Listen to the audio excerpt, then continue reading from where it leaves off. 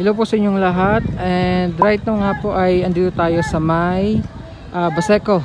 Kung matatandaan nyo po, noong February 5 ay nagkaroon dito ng napakalaking sunog at halos lahat po ng kabahayan dito ay natupok ng sunog.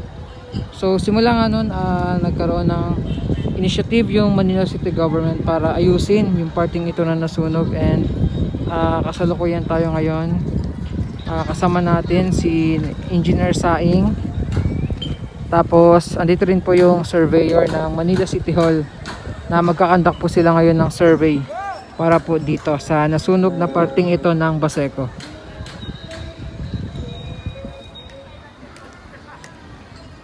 So ngayon nga po ay araw ng Lunes, June 15, 2020, and time check tayo 9:30 po ng umaga, and nagsisimula na pong mag-set up yung mga taga Manila City Hall nga po para sa gagawing survey dito po sa nasunog na parte ito ng Baseco.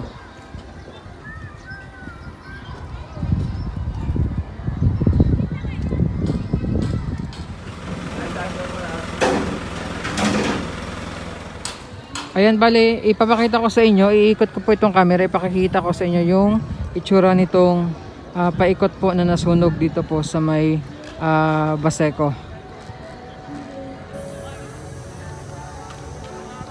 So ayan po, so ganyan po kalawak itong nasunog dito po sa may Baseco.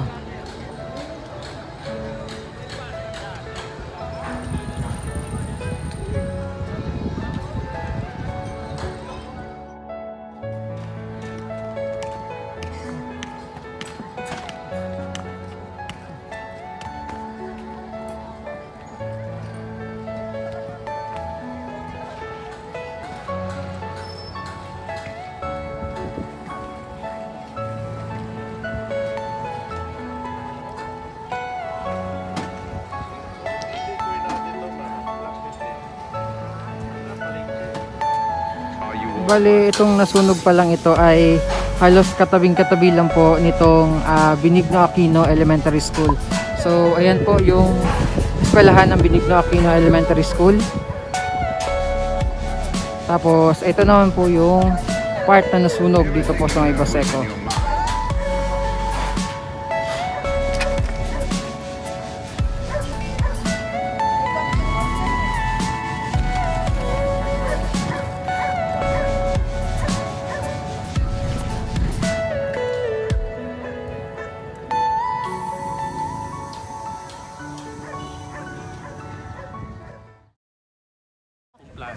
Okay, ito kasi actually ang magbi-benefits din ito yung mga nakatira din dito.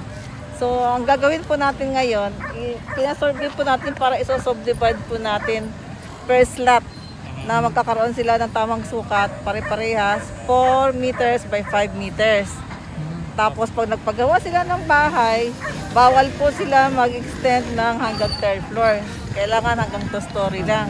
Kasi hindi pa natin po na ng soil condition nito eh.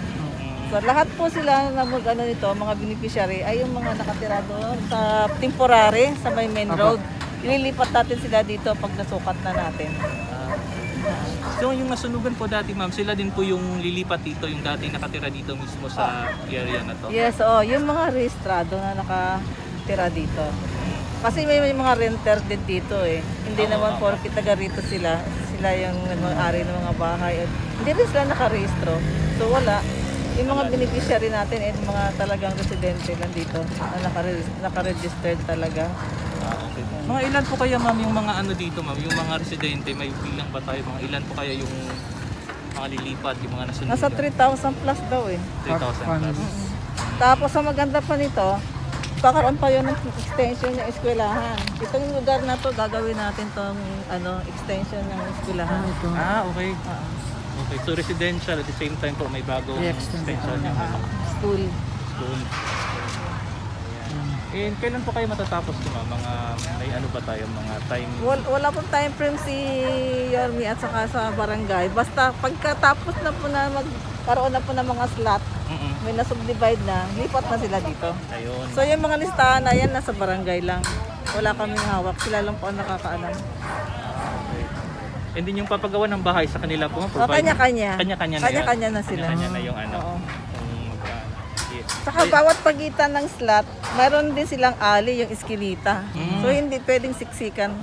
kasi dati, yun ata yung dahilan, medyo Oo. mahirapan yung mga bombero. Yun, Kasi oo. Hindi makapasok. hindi makapasok. Ayan. So ayan po si Thank you. Engineer Saing po Thank you po, from ma'am. Thank you. Manila. Ayan. Salamat po ma'am, thank you Thank po. you.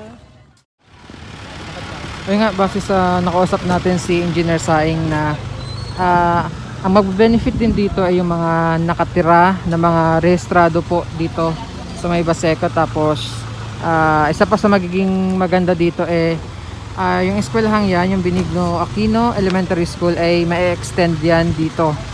Tapos kung mapapansin din natin, yung iba sa mga nakatira dito ay nagtayo po ulit ng mga kanila pong mga temporary na tirahan. Tapos yung mga nasunugan po dito ay nilipat po doon sa temporary shelter po sa may main road. So ayan po, abangan natin yung mga magiging update po dito sa may Baseco.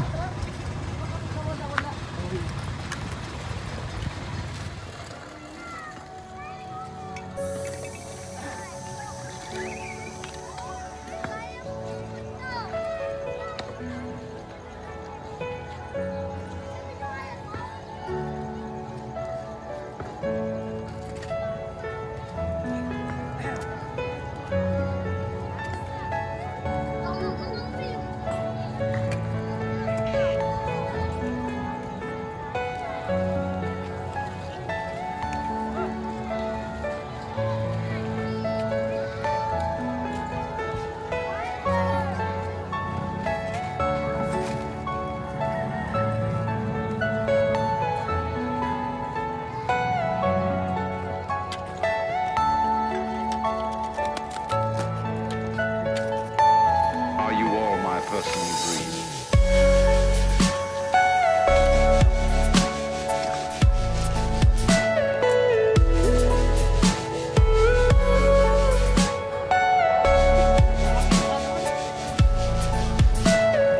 Everything you know is in your mind.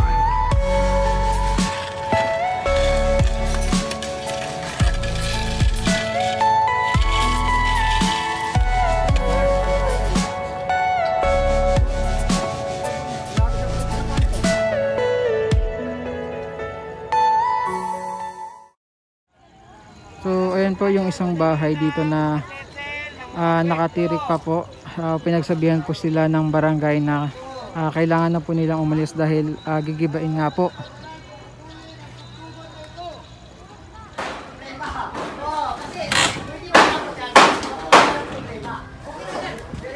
So ayan po, yung mga nakatirang mga bahay na nakatayo pa dito. So tinutuloy na ngayon yung pagiba. So kasama pa rin natin yung taga city engineering po para sa pagiba ng mga natitirang mga structures po dito. Syempre katulong rin po yung ilan sa mga residente po dito.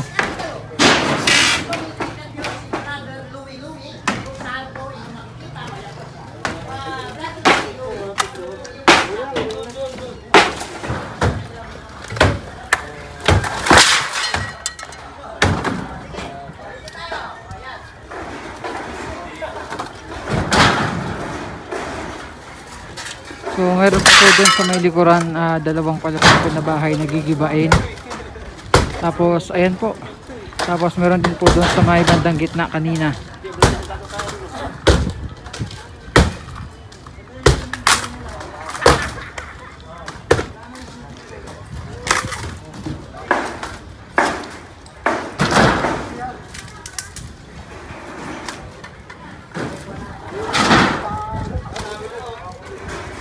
So lahat po yan ng mga nakikita nyo mga structures na natitira pa dito ay gigibain po yan para nga po tuloy-tuloy yung gagawin pag-survey dito. Para rin po yan sa mga nakatira dito. So para maging maayos po yung resto po nila. So kuya, yung ito yung dito kayo nakatira ngayon. Opo, opo. Ayan, tapos gagawin, titibagin po ito. Opo, opo. Titibag, saan na kayo titira kuya? Pagkatapos Temporary po sa Amadong po. Amadong. Opo, opo. Eh, yung sunog po, kailan po nangyari yung sunog po? February 4. Diba? Tapos yung bahay nyo lang yung natira. Opo. Kuya, sa may sari-sari store sila yan. So, hindi ba din po ngayon? Opo. Anytime po. Wala pong problema. Okay lang sa inyo Okay, kaya? wala problema. Anytime. Saan kayo lilipat yun? Pagkatapos po doon sa pag naayos na dito, ibabalik kayo dito mismo o... Maghintay po ako kung anong kanilang masasabi o anong nila sa amin kung kailan kami lilipat o saan kami lilipat. Opo. Kaya ngayon, magantay pa rin. Ayan, so wala naman po. Wala po problema. Thank you, kuya. Salamat. Kanina po kasi hindi pa kayo dumating. Nagsimula na po ko na tibagin yung ano ko. Pero nung dumating, may kasama na po ako na magtibag. Walang problema. Pangalan niyo po?